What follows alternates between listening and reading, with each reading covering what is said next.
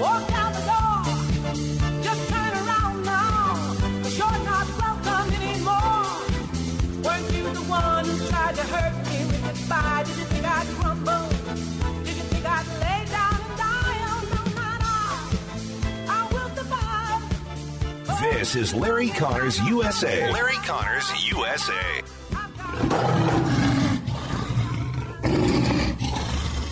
The day after President Biden took office, he made this promise to the American people. Take a look. The Vice President Harris and I and our entire administration will always be honest and transparent with you about both the good news and the bad.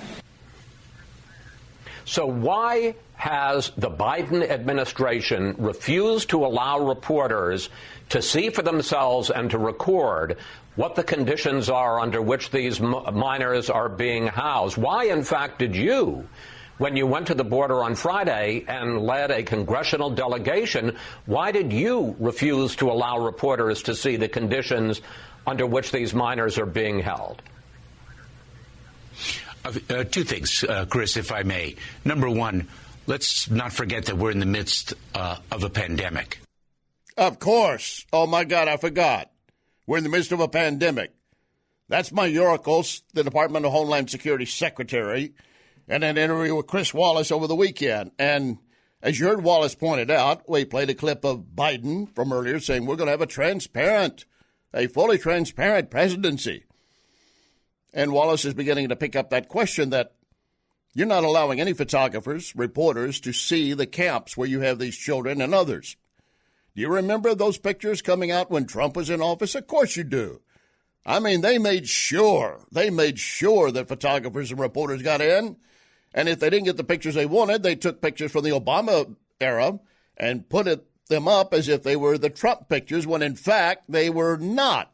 They were from the Obama years. Kids in cages. The pictures from Obama. But here in this case, we're not getting any pictures, not getting any reports, because a transparent White House under the Biden administration is not so transparent. It's like trying to look through a glass of dark mud. You don't see anything on the other side. And they're not going to let you see it until they decide we have it sanitized. You can come in and look, and you look at we are getting the same treatment in our own country in trying to see what's happening at the border as the World Health Organization and its inspectors got when it went to China and Wuhan to look at the China virus origin. And the inspectors were a week in quarantine, a week of meetings, and they still did not get in to see the labs. They were basically handed a report that says, here's what we found, and that's according to the Chinese. What we're getting now is what the Biden administration wants us to know. If what we already know without going in is as bad as it is, riddle me this, how bad do you think it must be inside? But they're apparently very busy cleaning it up. And we got to have an excuse. Well, the most obvious excuse is COVID. I heard Mayorkas say that. I said I could have written that for him yesterday, and he probably did write it the day before he went to see Wallace because he knew he was going to be asked. I think the exchange is good enough because Wallace, to his credit, did not let him off the hook. So I'm going to take a longer soundbite than we normally would. I want you to hear the exchange as Chris Wallace was talking to the Department of Homeland Security Secretary, asking why aren't we allowed in. Now, let me clarify something real quick. You're going to hear a reference to a pool camera.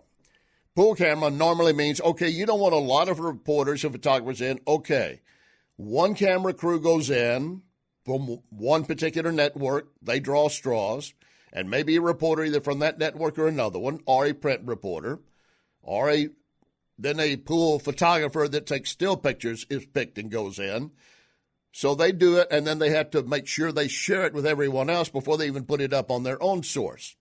That's the way a pool operation runs. So you don't have to have a horde of reporters and cameras all over the camp. You just have to allow one camera for electronic television, broadcast, internet, whatever, one still photographer so they can meet their needs, and a reporter, either directly from print or from one of those two. That's how a pool arrangement works. That's still not going to happen. So once again, let's go back to this interview as Chris Wallace was pushing Mayorkas on where's your transparency?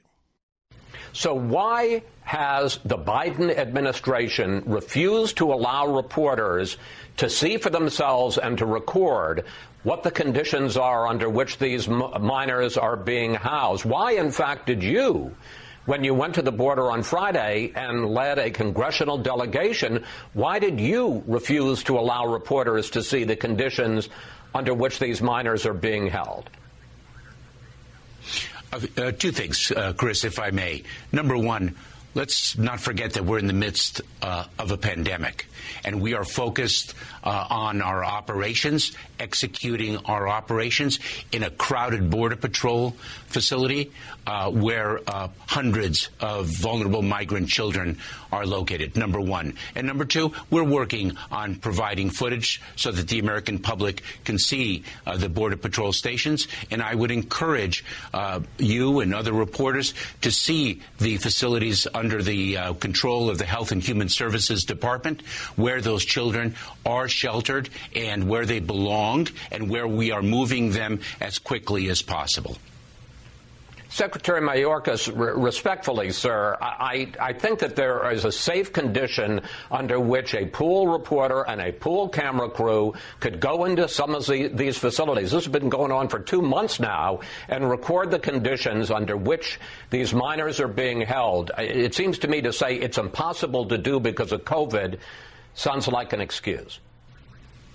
Chris, we're working on providing access so that individuals will be able to see what the conditions in a Border Patrol station are like. But first things first, we are in the midst of a pandemic, and we're focused on operations and executing on our plans. That's our highest priority. But we are providing for that access, and certainly reporters can see the Department of Health and Human Services facilities in which children are sheltered for a longer period of time. Yeah, you can see them when we're ready, and you'll get to see them when we're ready. Do you hear anything in there that says we're going to make sure that things are escalated so you can quickly get some answers? The answer is no. The answer is no. So now we have a new word that is being used, at least by Nancy Pelosi, to describe what's happening at the border. Let me correct that. It wasn't Pelosi, it was Jen Psaki. She, by the other day, stumbled and called it a crisis. She was talking and said crisis and just kept moving. Reporters pulled her back and said, a moment ago you said crisis. Have you changed the definite? No, challenge. Still challenge. Well, now they're saying this. Not a crisis. Get this. I mean, I told you, somebody's using a thesaurus. They've got a big thesaurus. I think they're making up words as they go along. A thesaurus, of course, is where you find synonyms, similar words, or antonyms, those are against. But a crisis, we went through the other day, you could have a crisis, you could have a challenge, as they use. You could have a mess. They've used that with Trump. Here's what they're saying. They're now calling it a C word, not a crisis. They're calling it a circumstance. We have a circumstance as thousands of children, unaccompanied, are entering our country. We'll not call it a crisis. And Mayorkas insists again, as he was talking to Wallace, we have a very clear message we want to point out for all those families who are sending their kids here or want to make the trip with their kids. Here is what he says is a very clear message. We are encouraging families not to send their children along the dangerous journey because so many do not make it safely. We are encouraging them not to do so. Yet, if they arrive at the border, we have a responsibility to allow them to make their claims under United States law and to address, these are vulnerable children, to address their needs, and we can do so in a safe and orderly manner. It takes time because the entire system was dismantled. We are working on it, and we will succeed because that is what we do. That is what we do. Now, you heard him say the entire system is dismantled. They're blaming Trump again. They say, we came in, it was a mess. You know it was not a mess. You know we still had an order in place by President Trump.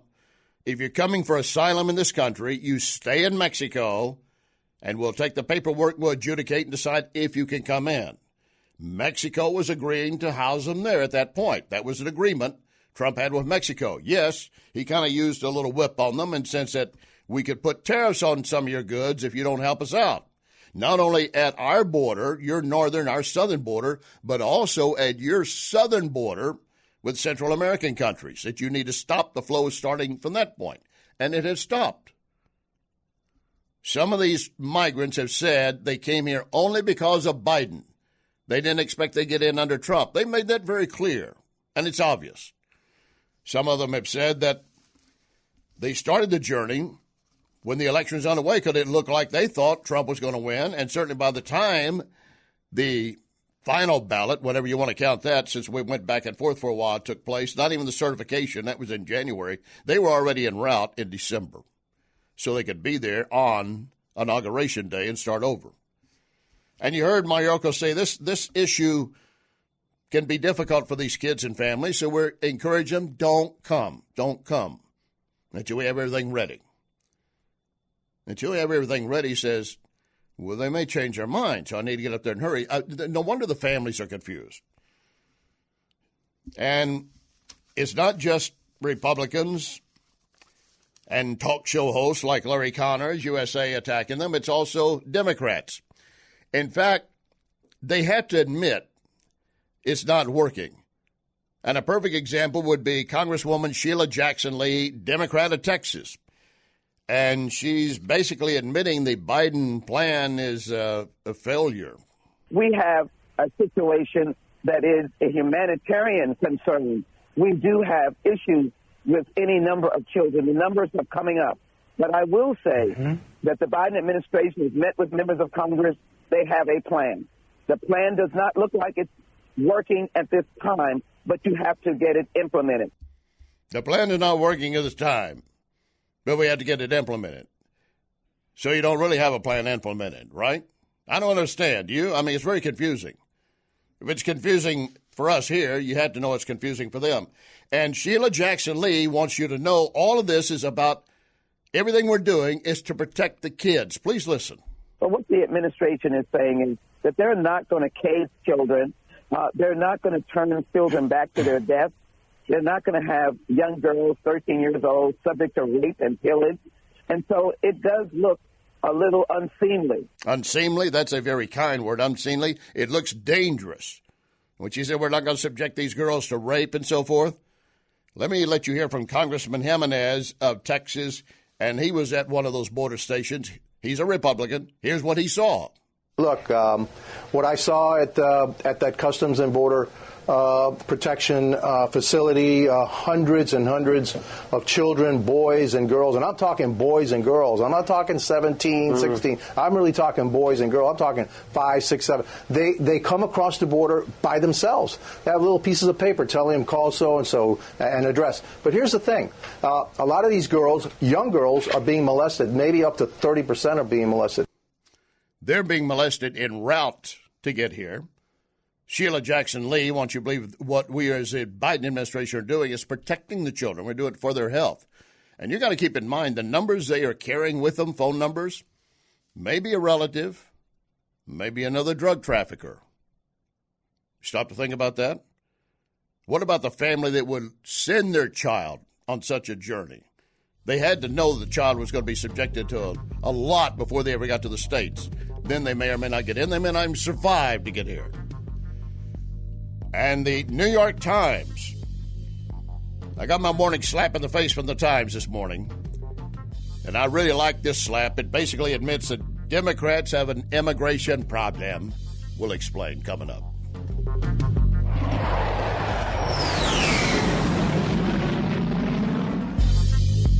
You can connect with Larry on Twitter @LarryConnorsUSA.